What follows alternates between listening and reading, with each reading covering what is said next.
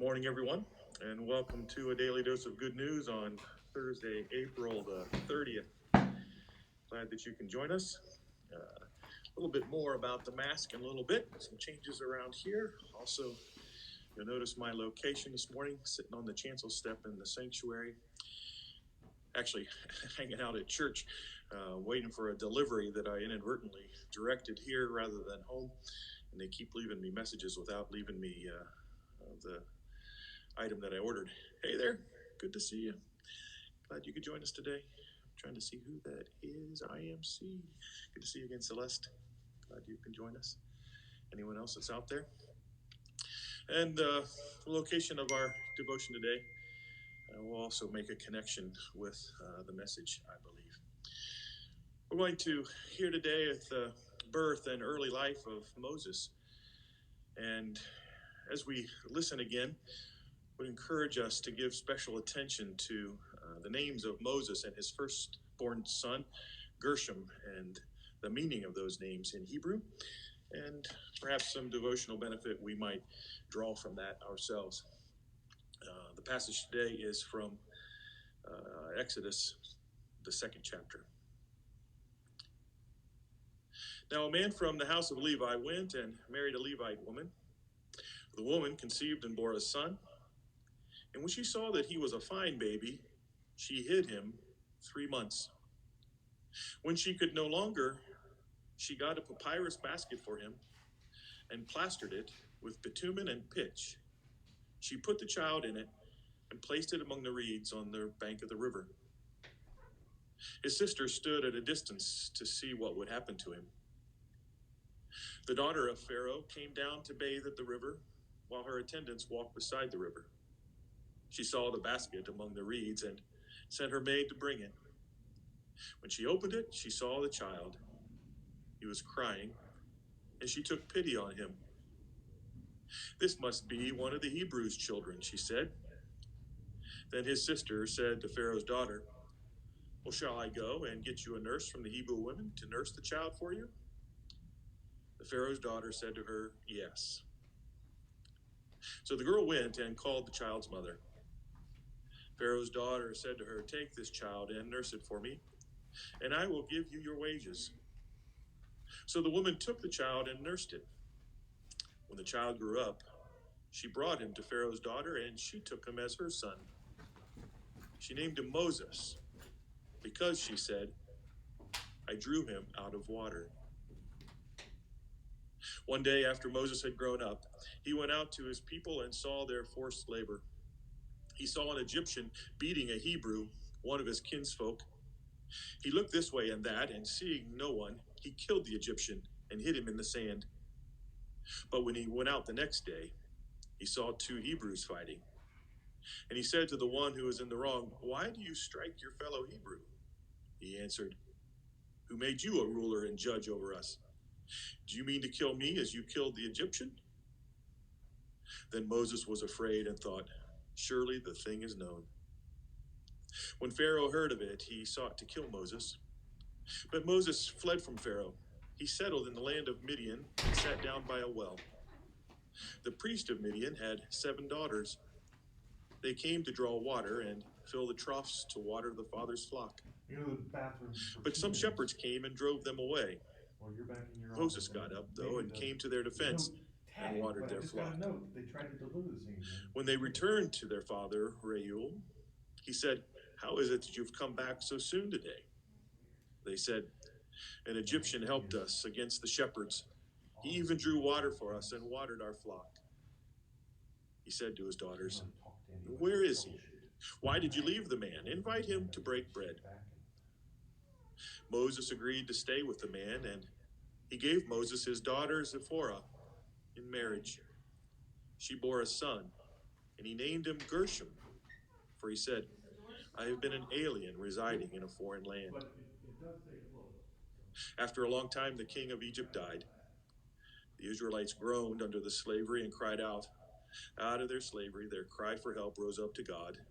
God heard their groaning, and God remembered his covenant with Abraham, Isaac, and Jacob. And God looked upon the Israelites, and God took notice of them. Here ends the reading. Seems to me as if we are perhaps having our own Gershom moment, if you will, amid the events of this pandemic.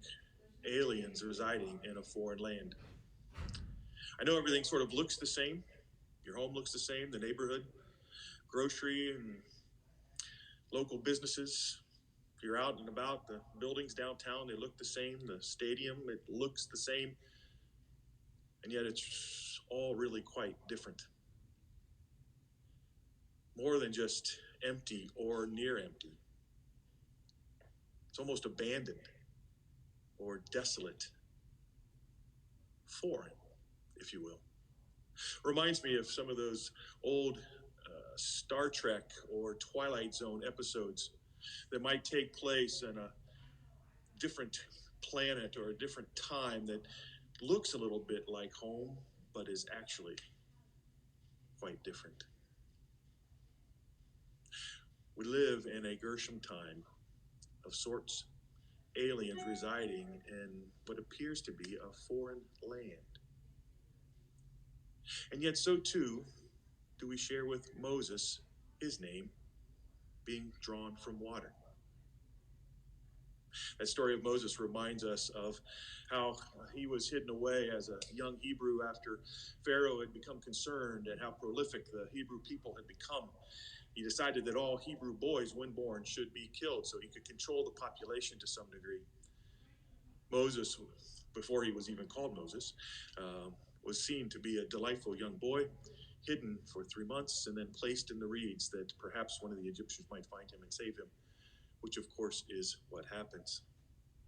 And when Hebrew's daughter has her maid draw him out, she ends up giving him that name, drawn from water, Moses. Then the story quickly goes on to Moses' young adult years and how he is out in the field and witnesses an Egyptian guard beating one of his Hebrew kinfolk, and thinking nobody's looking, decides to kill that Egyptian to save that kinfolk from the abuse that he was receiving. Realizing that the secret was not kept and that Pharaoh indeed was angered at him yet again, Moses flees to this foreign land of Midian, where he might preserve himself from death at Pharaoh's hand. And yet, even while he's there, sitting by himself in this foreign land by a well,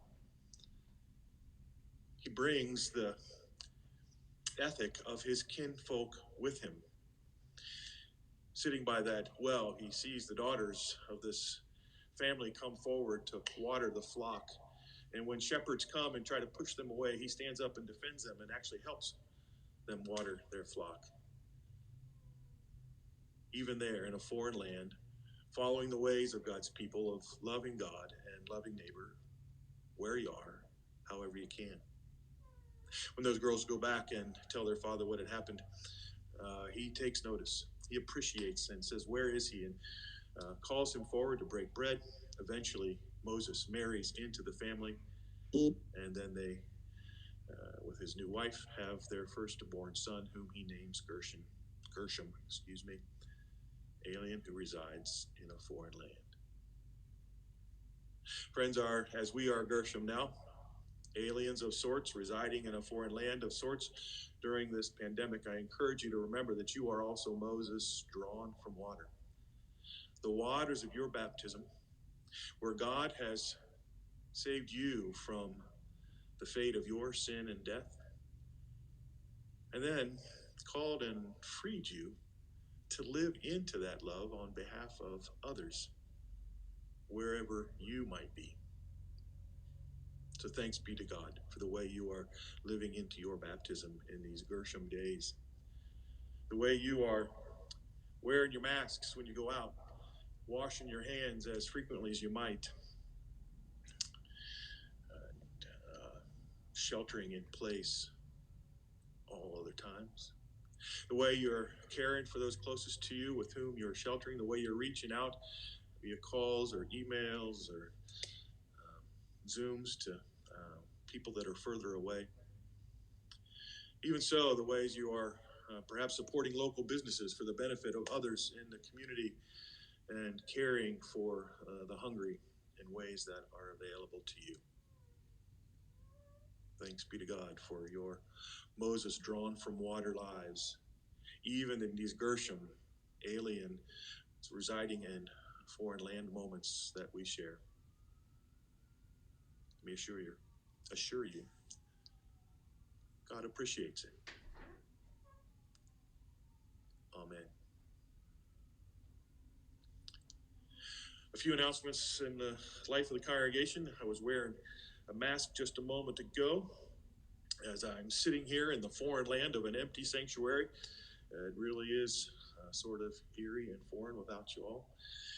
We will be sharing with you in the weekly announcements this week some adjustments to the way our remote ministry period will be conducted following the governor's announcements earlier this week.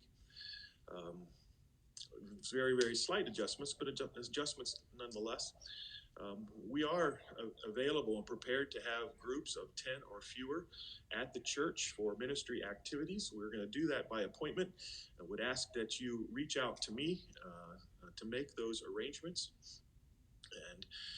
And when you arrive, there's going to be signage around and facilities and accessories. We're going to ask that people, while they're here, to be wearing masks with one another. We're going to have hand sanitizer around and encourage the washing of hands. We're going to limit meetings to areas set up in Grace Hall that will already be social distanced in terms of seating and arrangements. The sanctuary, the same. I'm going to ask that people not meet or congregate in offices or the library at this point, and to please provide a list of participants anytime you happen to be here at church in the coming days and weeks while we're in this phase of dealing with this new reality of life under pandemic.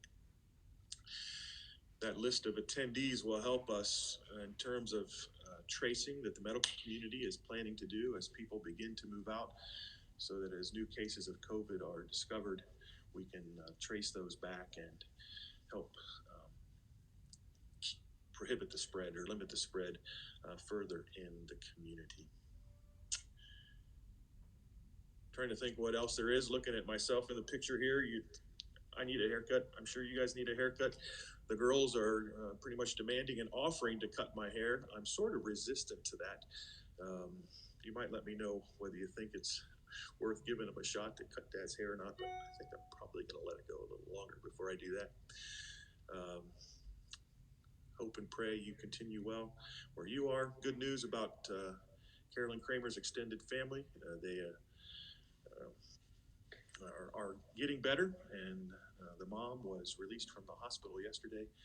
So we give thanks to God for that. I think that is all for today. We'll look forward to joining you again tomorrow. Be well, stay safe, and we'll talk to you soon. Bye-bye.